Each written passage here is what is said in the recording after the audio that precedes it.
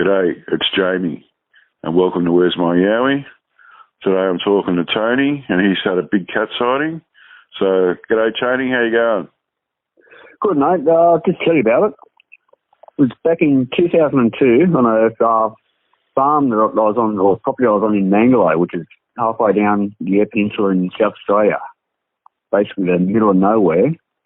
I was out the back of the farmhouse, just in the yard, just looking down to the gully, looking down onto a creek, and it's all like barren, basically just bare ground. Yep. It's just noticed a bunch of sheep. Would have been 4 or 5 of them, and just all sort of bunched together. They weren't moving, but sort of just a bit skittish, and they weren't stomping, but sort of lightly sort of up and down, just very slowly. Then just all of a sudden, I just saw this huge bloody cat, black cat, and straight away I knew it wasn't a feral cat. Jog by the body and just the size of it. Yeah. The sheep were crossbred. They weren't the big merinos, but the body was easily longer than the sheep. Right. Yeah, it wasn't that high because it was sort of crouching down and stalking in that position, just moving slowly around them. Mm-hmm. And, we'd have done a full circle, and I've just heard the neighbour driving up the driveway, which is about probably 50 metres long, and just raced out the front gate and said, Lockie, come have a look at this. By the time I got back there, it was gone. The sheep were there, but the cat was gone. I thought, oh, yeah, bloody typical. Yeah. And just come up again from the creek bank, done the same thing, and started circling around. And what it looked like was doing was trying to actually move the sheep down into the creek bank to whether that was where it was going to try and get one or whatever. Yeah, right. Yeah, and we were watching it for a good 10, 15 seconds, so we knew what we were looking at. Mm-hmm. And again, it just went down the bank and just out of sight. And we just looked dumbfounded at each other, and basically, look, don't tell anyone, everyone's going to think we're bloody idiots. Yeah. Yeah, and so we've just gone down, sort of very cautiously, and had a look around, and found all the paw prints and stuff, and just went back and just said, yeah, we know what we saw. Next day, Lockie's come back to me, and he told me that he'd told his boss at work. And straight away his boss goes, oh, yeah, we've seen that. Me and my father, we came face to face with him a week crop one time. And yeah, he's on the paper. And a couple of days later, the paper's come out and done the interview.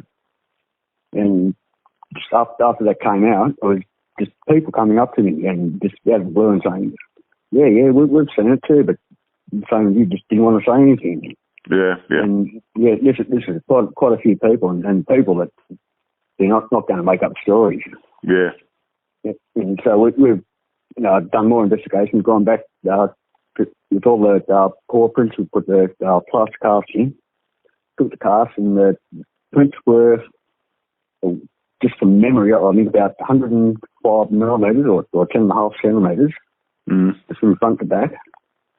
And they were cat prints, not dog prints, because my dogs were down there at the time, and big difference in size and just the shape. Yeah. Yeah, and the prints the casts were sent to South Australian Museum.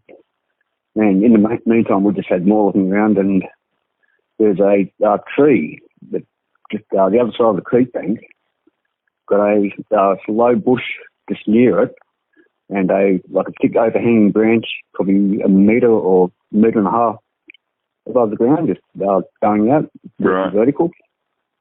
Yeah, and we had a look at that, found all these claw marks, but they weren't sort of like diagonal, they like dug in and just going down, and they've been probably 2-3 centimetres long. And then on the branch that was overhanging, you could see like where it dug in and claws are dug in and things like that. Right. Yeah, and so we brought back a roadshaw kangaroo, tied that to the tree, and that was overnight. And we came back the next day. It was gone, just a bit of fur there, and that was it. But the whole rule was gone. Yeah, well, decent size roo, so foxes wouldn't have taken that. No, that's what I was just going to say. Like, there had to be something huge to be able to drag a roo away. Exactly, yeah. And around that time, we always had problems with foxes and feral cats. But there's just no foxes around, and that was another thing I thought strange until I sort of put two and two together.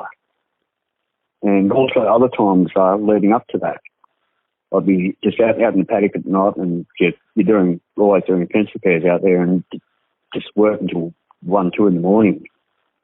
And sometimes the dogs would be like, they wouldn't leave my side.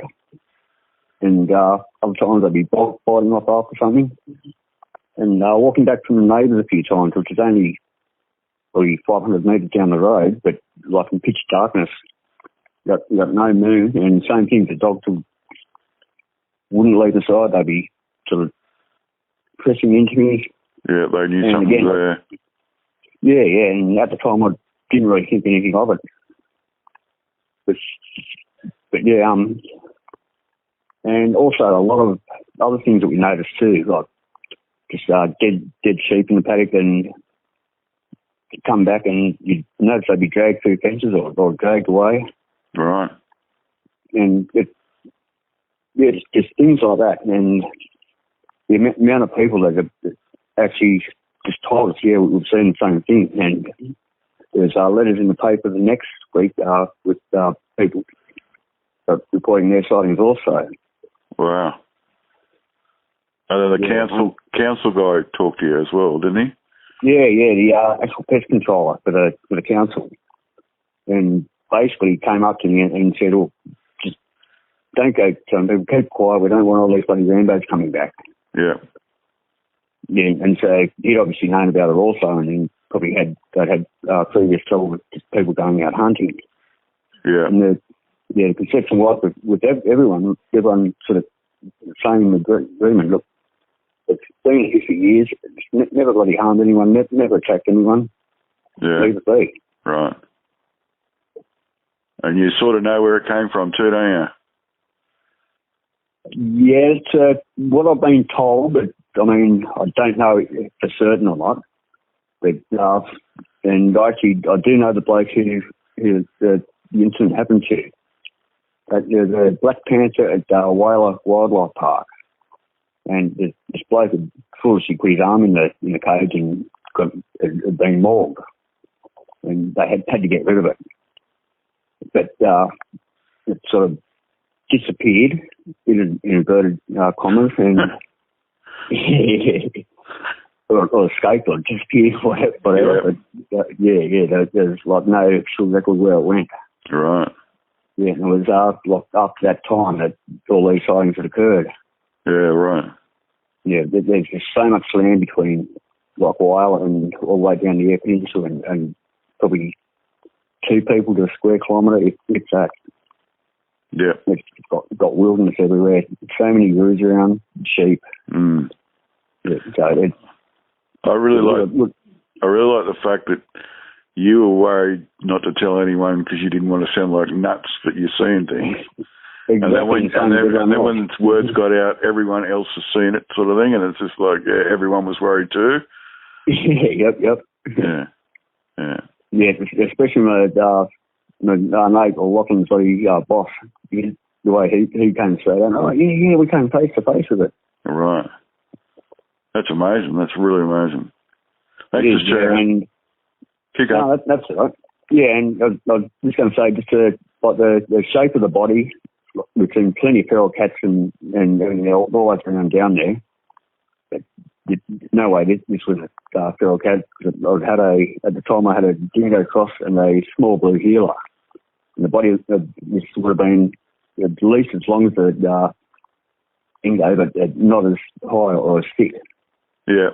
And also just, you like, I've seen a big cat, I know other people have seen them. You know when you see one, it's not a feral cat. It's a... Exactly, straight away, yeah. And I think as I said at the start, but straight away I knew what I was looking at. Yeah. Okay, mate. Well, thanks for sharing that story with us. That's awesome.